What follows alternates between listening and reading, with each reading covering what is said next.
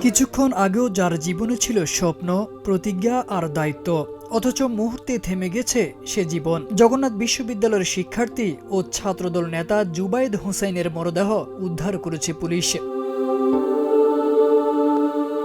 জুবায়েদ বিশ্ববিদ্যালয়ের পরিসংখ্যান বিভাগের স্নাতকোত্তর শ্রেণীর শিক্ষার্থী এবং বিশ্ববিদ্যালয় শাখা ছাত্রদলের আহ্বায়ক কমিটির সদস্য ছিলেন। একই সঙ্গে তিনি কুমিল্লা জেলা ছাত্র কল্যাণ সমিতির সভাপতির দায়িত্ব পালন করেছেন।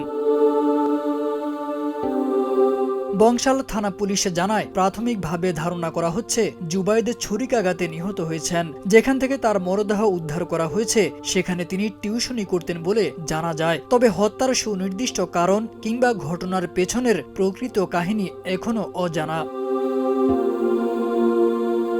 রাত ঘনাচ্ছে পুরান ঢাকায়, কিন্তু একটি পরিবার আর একটি ক্যাম্পাসে জেগে আছে কিছু প্রশ্ন আর অশ্রু জলে। কেন, কে, কিভাবে, উত্তর না পাওয়া পর্যন্ত থামছে না শোক, থামছে না বিস্ময়।